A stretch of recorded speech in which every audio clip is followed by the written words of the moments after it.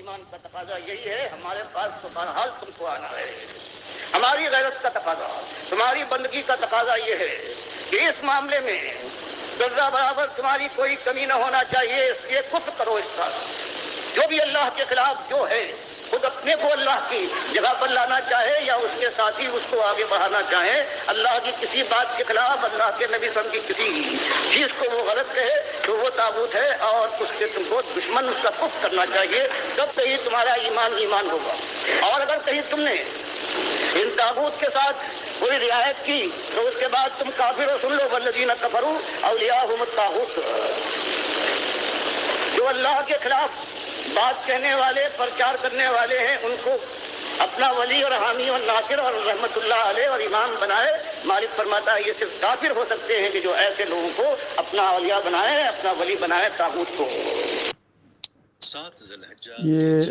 Doctor مسعود الدین عثمانی رحمۃ اللہ علیہ کی آواز ہے۔ پوری زندگی ڈاکٹر صاحب طاغوت کے کفر میں جنگ لڑتے رہیں، اس کا کفر کرتے رہیں، اور یہ اس صدی کا گویا بہت بڑا واقعہ پیش آیا۔ اللہ کے بندو، ایک عالم دین نے آ کے تمہیں آئینہ دکھایا ہے کہ جس تاریخ پر تمہیں ناز ہے یہ سیاہ ہے تمہارے اکابرین، صوفی ہوں، عبدالقادر جیلانی ہوں، محی الدین چشتی ہوں، ابن عربی ہوں، ابراہیم ادم ہوں، جتنے یہ گزرے ہیں، مجدد الثانی ہوں، شاہ ولی اللہ کا پورا خاندان ہو، شاہ اسماعیل جس کو شہید، اور یہ سارے کے سارے دیوبندی، بریلوی، اہل حدیث، سلفی،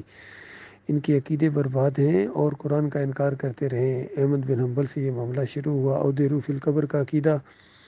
کہ روح اس جسم میں واپس آ جاتی ہے، مردہ سننا شروع ہو جاتا ہے۔ اسماء موتا یا حیات النبی فی القبر کا عقیدہ یہ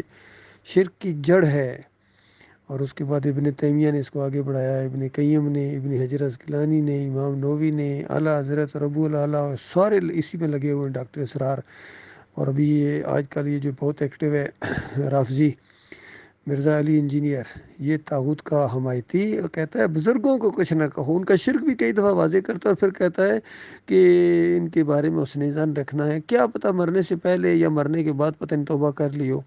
حتیٰ کہ یہاں تک کہتا ہے کہ چونکہ کلمہ پڑھنے والا نہیں، اس کے بعد چادریں چڑھائے، عرس کرے، میلے کرے، یاری مدد کے نعرے لگائے، اور یہ بہرحال امید پیدا ہوگی، یہ کہتے ہیں امید پیدا ہو گئی ہے۔ اور اللہ فرمائے انہ من یشرک باللہ فقد حرم اللہ علیہ الجنہ ومأواہ النار وما للظالمین من انصار، کہ جس نے اللہ کے ساتھ شرک کیا اس کی موت آ گئی، اس پر اللہ نے جنت کو حرام قرار دے دیا، اس کا ٹھکانہ جہنم ہے اور وہاں ہمیشہ رہے گا، کبھی نہ نکلے گا۔ کہیں مالک فرماتا ہے ما کان للنبی والذین آمنوا ان یستغفروا للمشرکین، نبی کا یہ کام نہیں ہے، نہ ہی نبی کا طریقہ ہے یہ، نہ ہی مومنوں کا یہ کام ہے، اور نہ مومنوں کا طریقہ ہے کہ شرک کرنے والوں کے لیے اتنی بات کہیں کہ یا اللہ ان کو معاف کر دے، یعنی ان کی صلاۃ المیت نہیں ہے، ان کے ساتھ کوئی تعلق نہیں ہے سوائے دعوت کے۔ تو یہ علی انجینئر کہتا ہے میں سب کے پیچھے نمازیں پڑھتا ہوں، یہ دلدل کے پجاری ہوں، گھوڑے کے پجاری، یا یہ تعزیہ نکالنے والے ہوں، یا علی مدد کے نعرے لگانے والے ہوں، میلاد کے جلوس نکالنے والے ہوں، حرام کھانے والے، یہ غیر اللہ کی نظر و نیاز چاہے 11ویں کی شکل میں ہو چاہے 12ویں کی شکل میں، کیک کاٹیں اور یہ چادریں چڑھائیں، دیگیں چڑھائیں داتا کی، اپنے حساب سے داتا بنائے ہوئے انہوں نے، سب کہتا ہے سب مسلمان ہیں، کہتا ہے میں سب کے پیچھے نمازیں پڑھتا ہوں اور میں ان کی مساجد میں جا کے چندے دیتا ہوں، پھر بھی نہیں خوش ہوتے ہو میرے سے، اور یہ تم سے کبھی نہیں خوش ہوں گے، ان کو خوش کرنے کے چکروں سے نکلو، ایمان خالص کی طرف آؤ، توحید کا اصل پیغام بلند کرو، اعلان کرو اللہ کی وحدانیت کا، اور بالکل بغیر کسی کی پرواہ کیے، بغیر کسی سے ڈرے اپنے مالک اور خالق کا یہ حکم ہے، اور یہ طاغوت کا کفر کرنا، اور انہی اصولوں کے تحت محمد حنیف کا کفر کیا گیا ہے جو اس جماعت کے امیر بنائے گئے تھے۔ یہ ہے وہ دعوت، یہ ہے وہ دعوت کہ جس کی بنیاد تھی کفر بالطاغوت، جس نے بھی اپنی بات چلائی اللہ کے مقابلے میں، تو محمد حنیف نے جب اللہ کے مقابلے میں اپنی بات چلائی تو ہم نے اس کا بھی کفر کیا ہے۔ کیا نعمت ہمارے حصے میں آئی ہے، کتنا ہمارے مالک کا احسان ہے ہمارے اوپر، کیونکہ ہم بہت قریب تھے، بڑی محبت تھی، لیکن یہ جو واقعہ پیش آیا کہ اللہ سے بھی آگے تو نہیں ہے نا، کیا جماعت اس لیے بنائی تھی کہ اللہ کا مقابلہ کیا جائے گا، امیر اس لیے بنایا تھا کہ اللہ کا مقابلہ کیا جائے گا، اللہ کے مقابلے میں اس کی بات مانی جائے گی، جماعت کے لوگوں اگر تم نے اس کی بات مانی ہے، اس کو امیر مانا ہے، ابھی تک شرک کے باوجود 2-3 شرک اس کے اندر اور آ گئے ہیں، پھر بھی تم نے اس کو اپنا لیڈر مانا ہے، امام مانا ہے، اپنا امیر مانتے ہو، تو یاد رکھنا اللہ کے دین کے ساتھ تمہارا کوئی تعلق نہیں۔ اللہ کی کتاب تمہارے اوپر کفر کا فتویٰ لگاتی ہے۔ مالک فرماتا ہے والذین کفروا اولیاءہم الطاغوت، جو ان طاغوتوں کو اپنا امیر بنائیں، اپنا لیڈر بنائیں، اپنا امام بنائیں، ان کے پیچھے نمازیں پڑھیں، ان کی عزت کریں، عقیدت رکھیں ان سے، مالک فرماتا ہے کافر یہ کام کر سکتا ہے، مومن نہیں کر سکتا ہے۔ تو ایسے سارے لوگ جو ان کے پیچھے چلیں، اللہ ان کو کافر کہتا ہے۔ مالک فرماتا ہے یہ جہنم میں رہنے والے لوگ ہیں، یہ پیچھے چلنے والے، آگے والا تو طاغوت ہے ہی جہنمی، پیچھے چلنے والے فرمایا یہ جہنم کے اندر رہیں گے، جس کے اندر ہمیشہ رہیں گے، ہمیشہ۔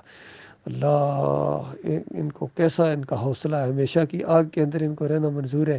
لیکن یہ اللہ کو سجدہ ماننے کے لیے تیار نہیں ہے، اللہ کو سجدہ کرنے کے لیے تیار نہیں ہے، اور بس کہتے ہیں ایک سجدہ اور بیچ میں ملا دو یوسف علیہ السلام کو، نہیں ہے، نہیں ہے،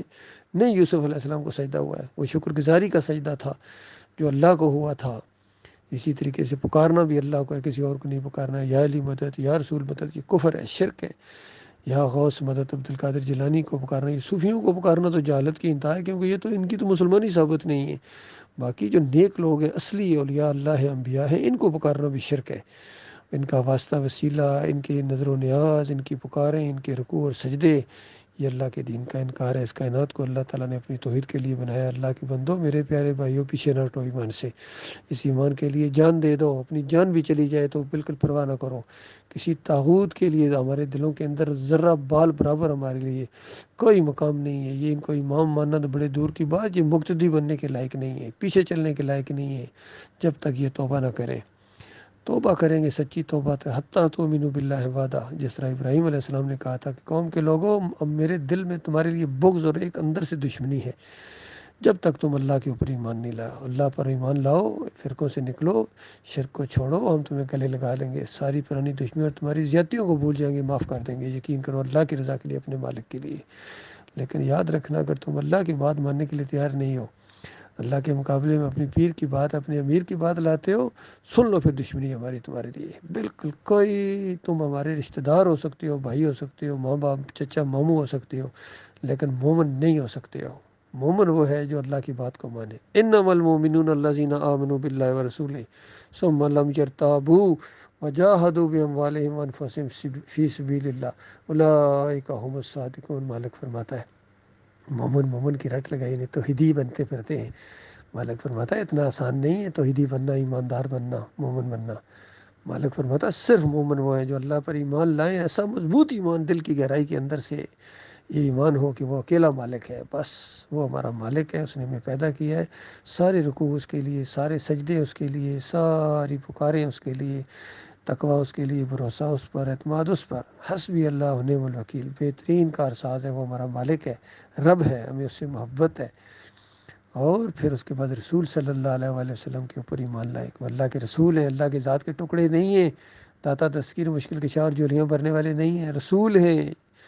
ان کا جو مقام ہے ایمان کی وجہ سے ہے، توحید کی وجہ سے ہے، سب سے زیادہ انہوں نے تکلیفیں اٹھائی ہیں، اس وجہ سے ان کا مقام ہے اللہ کے ہاں۔ اور اس کے بعد مالک فرماتا ہے ایسے مومن جو اٹھیں، اپنی جان اور مال سے اللہ کے راستے میں جہاد کریں، پہلے سمجھائیں، سمجھتے ہیں تو ٹھیک ہے نا، تو پھر اس کے بعد للکاریں ان سارے طاغوت کے پجاریوں کو، اور پھر اپنی جان اور مال کو پیش کریں، ان کے جھنڈے جو بلند ہر طرف نظر آتے ہیں ان کو نیچے کرو، اور پھر بیچ میں اللہ کا جھنڈا بلند کرو۔ یہ نہیں کہ ان کفر و شرک کے جھنڈے بلند اور بیچ میں ایک اللہ کا جھنڈا بلند کر دو، نہ، اللہ کا جھنڈا بلند کرو، اس کی تکبیر کا اعلان کرو، اور باقی سارے ان جھنڈوں کو نیچے کرنے کے لیے ایڑی چوٹی کا زور لگا دو، ان پر تھوکنا بھی گوارا نہیں کرو، ان درگاہوں کے اوپر، ان مندروں اور مزاروں کے اوپر، ان پیروں اور عرس اور میلوں کے اوپر، اور جمہوریت کا مشرکانہ نظام ہمارے جوتی کے نوک کے لائق بھی نہیں ہے۔ ہم سب کو انشاءاللہ کلا کما کر دیں گے اللہ کا جب دین غالب ہوگا، نہ کوئی داتا دستگیر رہیں گے، اور نہ کوئی عرس اور میلے رہیں گے، اور نہ اور پیری مریدی رہے گی، نہ جمہوریت رہے گی، نہ یہ قبے اور مزار رہیں گے، نہ بت رہیں گے، مورتیاں، سب کو گراؤنڈ کیا جائے گا انشاءاللہ اللہ کی مدد سے۔ یہ ہے ایمان اللہ کے بندو، اس کے لیے ہم کوشش کر رہے ہیں الحمدللہ۔